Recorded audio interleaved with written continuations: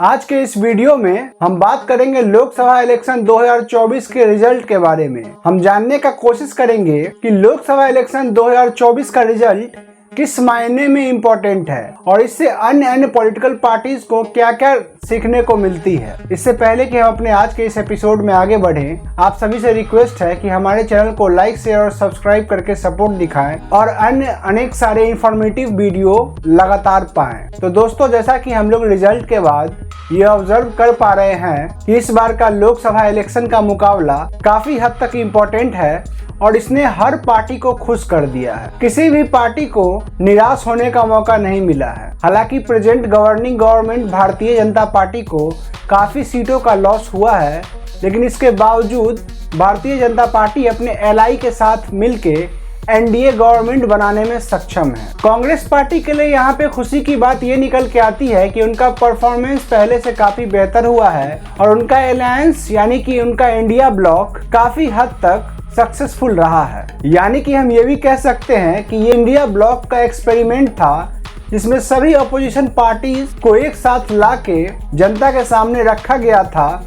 ये एक्सपेरिमेंट काफी हद तक उनके लिए सक्सेसफुल रहा है और प्रेजेंट सिचुएशन में ये देखा जा सकता है कि आने वाले टाइम में भी नीतीश कुमार और चंद्रबाबू नायडू एक डिसाइडिंग फैक्टर होंगे किसी भी गवर्नमेंट के लिए। यानी कि इन दोनों को दूसरे भाषा में किंग मेकर भी बोल सकते हैं। चंद्रबाबू नायडू का पार्टी तेलुगु देशम पार्टी और नीतीश कुमार का जनता दल यूनाइटेड एक इम्पैक्टफुल रोल प्ले करेगा अभी के गवर्नमेंट फॉर्मेशन में और आगे के गवर्नमेंट के एडमिनिस्ट्रेशन में भी। एनडीए गवर्नमेंट की जो कुल सीटें निकल के आ रही है वो 293 यानी कि 293 पे क्लोज हो रही हैं, जिससे कि वो अपने एलआई के साथ मिलके गवर्नमेंट तो आसानी से फॉर्म कर लेंगे, लेकिन अकेला बीजेपी क्लियर मेजोरिटी तक नहीं पहुंच पाया है। बीजेपी ने अकेले में लगभग 240 सीटें हासिल की है, जो कि मेजोरिटी से लगभग 32 सीट कम है। दोस्तों, हम एक्सेप्ट करें या ना करें, लेकिन इस बार के लोकसभा इलेक्शन रिजल्ट में इंडिया ब्लॉक पे काफी ज्यादा फोकस निकल के आता है, क्योंकि इस ब्लॉक ने काफी इम्पैक्टफुल रोल प्ले किया है इस इलेक्शन में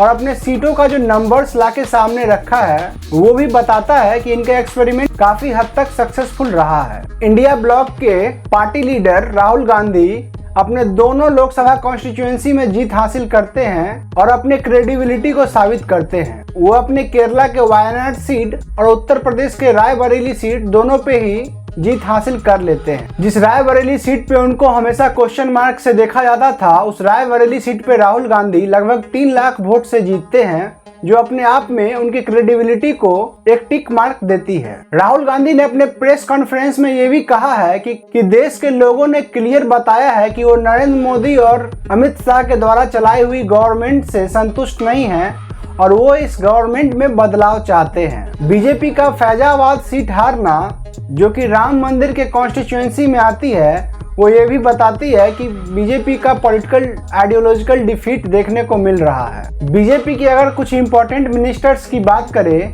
तो पीयूष गोयल ने काफी हद तक बहुत अच्छा परफॉर्मेंस किया है और वो अपने कॉन्स्टिट्यूएंसी में कांग्रेस के भूषण पाटिल को लगभग 3,57,000 वोटों से हराया है। एनडीए का सबसे खराब प्रदर्शन लोकसभा इलेक्शन के लास्ट फेज में देखने को मिला है। इंडिया ब्लॉक के लिए एक और एनालिसिस सामने निकल के आती है कि मुस्लिम डोमिनेटेड एरिया में इंडिया ब्लॉक काफी अच्छा परफॉर्मेंस की है और इन्हीं कारणों से इंडिया ब्लॉक का परफॉर्मेंस काफी अच्छा देखने को मिला है। कांग्रेस जो है वो सिर्फ किशनगंज सीट को अपने अंदर रख पाती है और जीत पाती है, क्योंकि वो मुस्लिम मेजोरिटी सीट है। दोस्तों, इस इलेक्शन में कुछ कंट्रोवर्शियल कैंडिडेट भी जीत के सामने आए हैं, जो कि अभी प्रेजेंट सिचुएशन में जेल के अंदर बंद हैं। जिनमें से एक काफी पॉपुलर नेम पंजाब से अमृतपाल सिंह का निकल के आता है और दूसरा जम्मू कश्मीर से इंजीनियर रशीद का नाम सामने निकल के आता है। ये दोनों के दोनों अभी तक जेल में बंद हैं और जेल से ही इन्होंने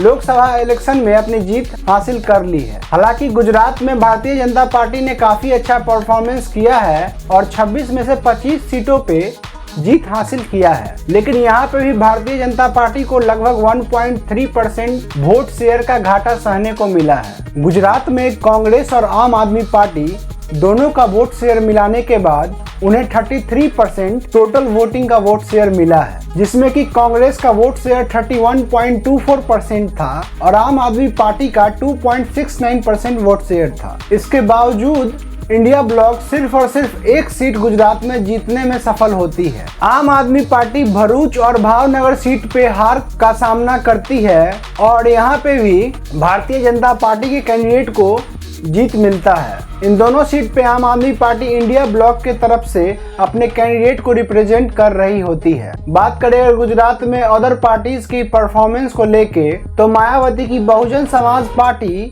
मात्र 0.76% वोट शेयर ला पाती है, जबकि वे गुजरात के सभी 26 सीटों पे अपने कैंडिडेट को कॉन्टेस्ट करवाती हैं। महाराष्ट्र में महिलाओं का परफॉर्मेंस काफी अच्छा देखने को मिला है और 17 महिला कैंडिडेट में से 7 महिला कैंडिडेट जीत हासिल करती है। चलिए हम इस लोकसभा 2024 के इलेक्शन रिजल्ट की एनालिसिस करते हैं और बीजेपी और एनडीए के इम्पैक्ट को भी एनालाइज करते हैं। बीजेपी और एनडीए के आने से पहले इंडिया ने लगभग 34 साल कोएलिशन से फॉर्म गवर्नमेंट को देखा है, यानी कि गठबंधन की सरकार को देखा है। और इससे ये भी पता चला है कि गठबंधन की सरकार होने पे किस तरीके से अनस्टेबिलिटी का सामना करना पड़ता है और किस तरीके से सारे पॉलिसीज और सारे लॉज अपने आप में बाइफरकेट यानी कि टूटते जाते हैं। लोगों का ये भी कहना है क्योंकि बीजेपी को लोगों ने पूर्ण बहुमत नहीं दिया है, इस कारण से भारतीय जनता पार्टी में आने वाले समय में अंदरूनी तनाव भी देखने को मिल सकते हैं। तो आने वाले टाइम में भारतीय जनता पार्टी की किस तरीके से परफॉर्मेंस रहती है और इसमें क्या क्या बदलाव आती है, ये देखना बहुत महत्वपूर्ण रहेगा। दोस्तों, यहाँ पे एक बात सामने निकल के आती है कि हमें भारतीय नागरिक होने पे काफी गर्व होना चाहिए कि आज के डेट में हम अपने लिए अपने सरकार को अपने वोट से डिसाइड कर पाते हैं और हमारा वोट अभी के समय में कितना इम्पैक्ट डालता है, ये इस बार का लोकसभा इलेक्शन काफ़ी क्लियर बताता है। दोस्तों, हमारा फोकस एक और चीज़ पे होना चाहिए कि जब हम वोट करने जाते हैं तो हमें ये समझ के वोट करना चाहिए कि हमारे राइट्स, हमारे कॉन्स्टिट्यूशनल राइट्स, हमारे ज़रूरत, हमारे सर्विसेज किस तरीके से एक प्रॉपर फंक्शनल वे में चल सके और एक सस्टेनेबल वे ऑफ लाइफ मिल सके, इसके लिए हमें सोचना चाहिए और हमें अपने वोटिंग राइट्स को उसी तरीके से इस्तेमाल करना चाहिए। डेमोक्रेसी की एक खास बात है कि यहाँ अपने लीडर हम पूरी तरीके से खुद ही चुनते हैं। अब वो हम पे डिपेंड करता है कि हम अपने लीडर से किस तरीके से एसोसिएट करते हैं। हम अपने लीडर से अपने कास्ट के बेसिस पे एसोसिएट करते हैं या अपने क्लास के बेसिस पे एसोसिएट करते हैं या फिर अपने रीजन के बेसिस पे एसोसिएट करते हैं या फिर इन सब चीज़ों से ऊपर उठ के हम उस लीडर को चुनते हैं जो हमारे लिए सबसे बेहतर काम कर सके और हमारे लिए सबसे बेहतर सर्विसेज प्रोवाइड कर सके और हमारे मेन इश्यूज को सर्व कर सके, जो कि आज के डेट में अनएम्प्लॉयमेंट और इन्फ्लेशन है। इन दोनों इश्यूज पे फोकस करना आज के डेट में बहुत ज़्यादा इम्पोर्टेंट है।